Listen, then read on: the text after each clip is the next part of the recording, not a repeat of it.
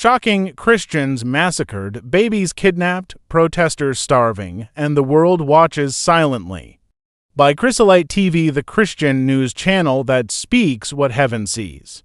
200 Christians butchered, 10,000 dead in 2 years, 1 baby kidnapped, and now Nigeria's highways are blocked by starving, forgotten believers. Is this what the world calls peace? Is the government asleep while mothers weep and fathers bury their children? In a chilling wave of violence that has shaken Nigeria's Christian communities, more than 170 Christians were brutally killed during the Lenten season and Easter Sunday in the country's Middle Belt region. The attacks, carried out by suspected Fulani militants and other Islamist extremists, targeted Christian farming villages in Benue and Plateau states, turning a time of spiritual reflection into a nightmare of terror. This massacre, coupled with a similar atrocity in the Democratic Republic of Congo, a crisis that has been met with alarming silence from both global media and international authorities.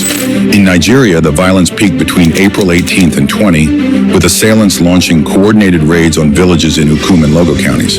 Governor Hyacinth Alia of Benue State described the attacks as a calculated and strategic assault on innocent Christian farmers, noting that entire communities were razed and worshipers were gunned down mid-service. The Palm Sunday massacre in Plateau State, where over 100 Christians perished, further underscored the deliberate targeting of religious minorities during holy periods.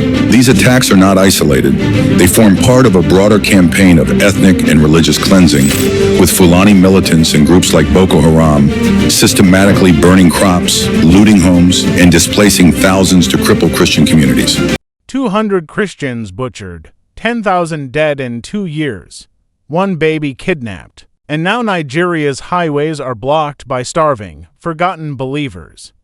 Is this what the world calls peace? Is the government asleep while mothers weep and fathers bury their children? In Benue State, Nigeria, a protest is not just a protest. It's a loud cry for help, echoing from displaced believers who are battered, starving, and surrounded by death. This week, hundreds of Christian women and children tired of waiting, hungry for justice, took to the Makurdi-Lafia-Abuja expressway with branches, placards, and prayers. Why? Because over 200 of their friends and family were slaughtered last month, and the killers, armed Fulani militants, are still at large. Christians in Nigeria have joined calls for an end to killings in Africa's most populous nation.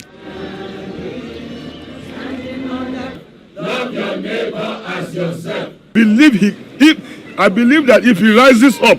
One protester, Rebecca Awiyus, summed up the trauma with chilling honesty. I am tired of life in this camp. Imagine that being your sister, your daughter, or your wife. The situation is so dire that 8 displaced Christians, including children, have recently died from lack of medicine and food in just 2 nearby camps. Even worse, a 1-year-old boy named Tresirando Wazi David was kidnapped and is still missing. Not a single arrest made. Psalm 55 4-5. My heart is sore pained within me, horror hath overwhelmed me. I have a system collapsing. Benue locals are calling out the military and police for cowardice and inaction. One reported that after alerting the authorities about disguised militants entering a school, only 2 police officers showed up. They fled after exchanging gunfire, saying they were outgunned. Even the fences around the camps have fallen. There's no perimeter, no protection, and no peace. And yet, officials from the Benue Emergency Agency called the protest politically motivated. Imagine being told your hunger and grief is just politics.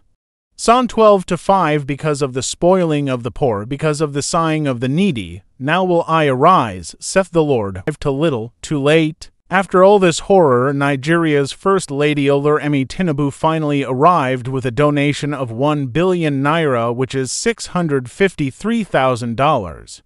But while that sounds like a big gift, let's not be fooled by numbers.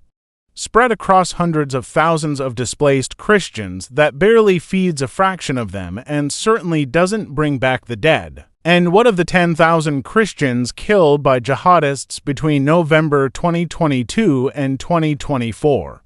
That's not a statistic, that's a book of martyrs. Revelation 12:11 says, "They loved not their lives unto the death." Psalm 116:15 says, "Precious in the sight of the Lord is the death of his saints." What's the endgame? Church leaders, speaking with heartbreak and holy fury, believe this is not just random violence. It's an orchestrated effort to cleanse Christian communities, take their land, and push them into oblivion. And still the mainstream world watches in eerie silence. Isaiah 5:20 writes, "Woe unto them that call evil good, and good evil." Biblical encouragement in this storm. To our Nigerian brethren and all persecuted Christians worldwide, you are not forgotten. Your tears are seen, your blood speaks louder than bullets. To Corinthians 4:2-8-9 says, "We are troubled on every side, yet not distressed. We are perplexed, but not in despair, persecuted, but not forsaken, cast down, but not destroyed." The Bible says in Psalm 9-9, "The Lord is a refuge for the oppressed, a stronghold in times of trouble." What can you do? Pray fervently, not with sleepy devotion, but with holy anger and kingdom passion. Share this report, be the trumpet in your WhatsApp groups, churches, and family chats. Stand up and speak out. Tell your government, your pastor, your community silence is complicity. Call to action. Subscribe to Chrysolite TV, where faith meets truth and news is served with a heavenly perspective. Hit that red bell so you never miss updates that matter to heaven. Comment below. I stand with persecuted Christians if your heart is stirred. Like, share, repost, let this light shine. Conclusion, don't scroll past this. Dear viewer, don't just read and move on. This isn't fiction, it's reality. If 200 Muslims had been killed or 10,000 LGBTQ members massacred, global outrage would fill every TV screen. But for Christians, crickets, that ends now. Let's be the voice for the voiceless, the hope for the hopeless, and the watchmen who won't stay silent. Isaiah 58:1 Cry aloud, spare not, lift up thy voice like a trumpet, and stand up. Speak truth, shine Christ. This is Chrysolite Christian News, where we don't just report news.